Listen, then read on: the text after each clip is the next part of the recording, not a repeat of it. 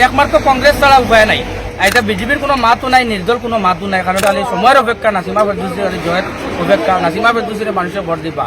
কারণ এবার কংগ্রেসও খুব বেশি ভোট হইব পাইকান জেলা পরিষদ। এটা পাইকান জেলা পরিষদ বর্তমানে এগিয়ে আছেন কবির লস্কর, কংগ্রেস দলের প্রার্থী কবির নাসিমা ফেরদৌসি এগিয়ে আছেন। কারণ মানুষে জানেন যারা নির্দল কালাইন ভোট ভাগাভাগি করতা, ভোট নষ্ট করতা, বিজেপিরে কীভাবে ভাগ করে দিতা, বহুত চক্রান্ত চলে। এর লাগিয়ে আমি পাইকান জেলা পরিষদের প্রত্যেক জনসাধারণকে একটাও আহ্বান করবো, জাতি ধর্ম নির্বিশেষে কবির লস্করকে ভোট দেখবা।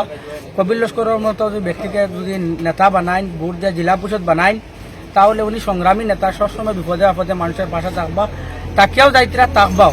এর লাগিয়ে আমি সবাইকে পাইকান জেলা পরিষদের প্রত্যেক জনসাধারণকে আমি একটা আহ্বান করবো, নাসিমা ফেরদৌসিরে ভোট দেখবা, হাতের চিহ্নতে ভোট দিয়া আপনারা জেলা পরিষদ বানাবো, ওটাও আহ্বান রইল।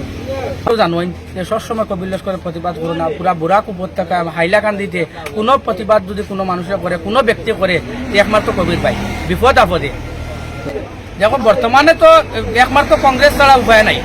এটা বিজেপির কোনো মাতও নাই, নির্দল কোনো মাতও নাই। কারণ বর্তমানে মানুষে এগিয়ে নাসিমা ফেরদৌসি আলী সময়ের অপেক্ষা, নাসিমা ফেরদৌসি আলী জয়ের অপেক্ষা, নাসিমা ফেরদৌসির মানুষের ভোট দিবা।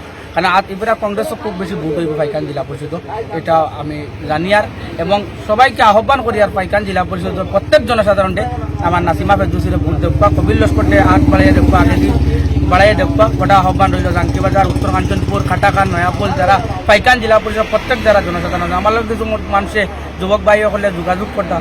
আমি একটা কথা কই আর যে পাইকান জেলা পরিষদ আমার কবির বাইরে ভোট দিয়ে আপনারা জেলা পরিষদ মানব ওটাও আহ্বান।